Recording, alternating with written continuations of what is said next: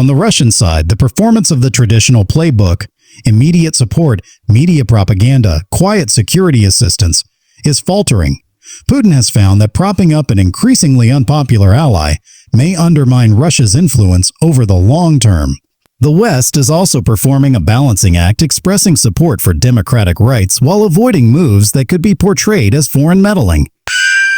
All these performances are unfolding simultaneously, creating a dynamic and unpredictable environment. Safety features in a geopolitical crisis are the mechanisms and behaviors that prevent escalation into bloodshed or interstate conflict.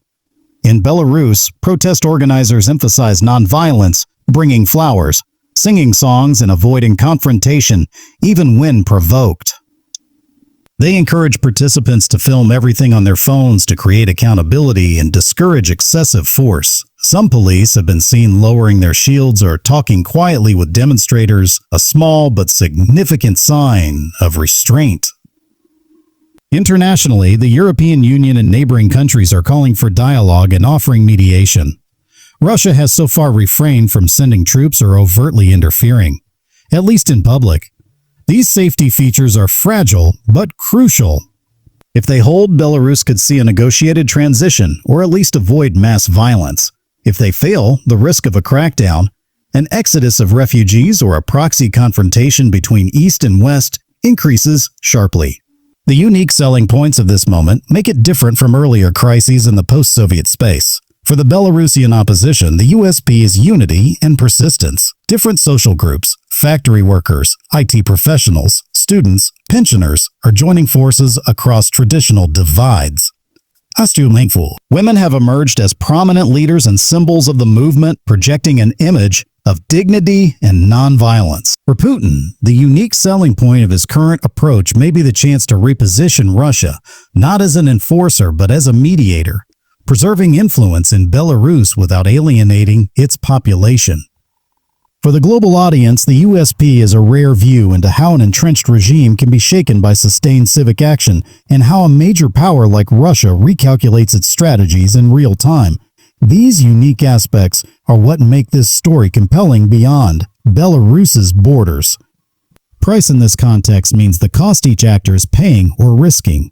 For ordinary Belarusians, the price of uprising is high: arrest, job loss, injury, and uncertainty about the future. For the Belarusian economy, strikes and instability mean lost production, falling currency, and potential isolation. For Russia, the price of turning its back on Lukashenko could be losing a loyal ally and weakening its Western buffer.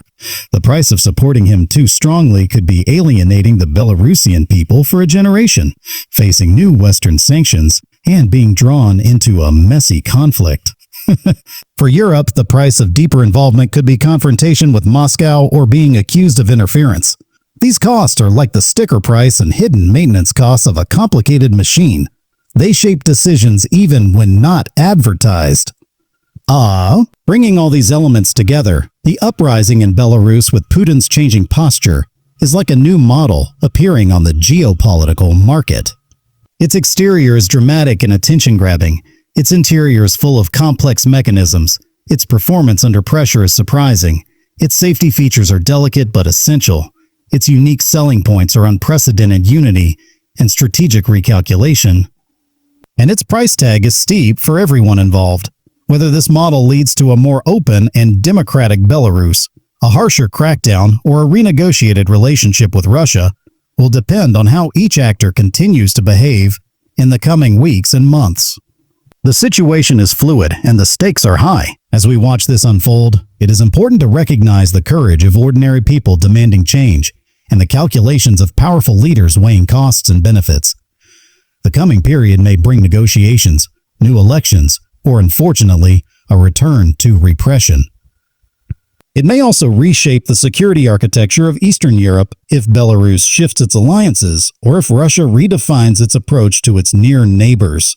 For viewers trying to understand global affairs, this story is a case study in how public pressure, international diplomacy, and great power politics intersect. It is not just about Belarus or Russia, but about the principles of sovereignty, self-determination, and the limits of authoritarian control. In conclusion, the massive uprising in Belarus and Putin's apparent distancing from it represent a historic moment. On the surface, it is a vivid scene of people in the streets. Beneath the surface, it is a struggle over identity, power, and the future of a nation. Its performance so far has been resilient. Its safety features give hope for a peaceful resolution. Its unique selling points make it a potential turning point in the region. And its price reminds us that freedom and influence are never free. Watching this story develop is like following the launch of a complex new system whose full capabilities and consequences are not yet known. Stay engaged, stay informed, and reflect on how these events echo beyond one country's borders into the wider world we all share.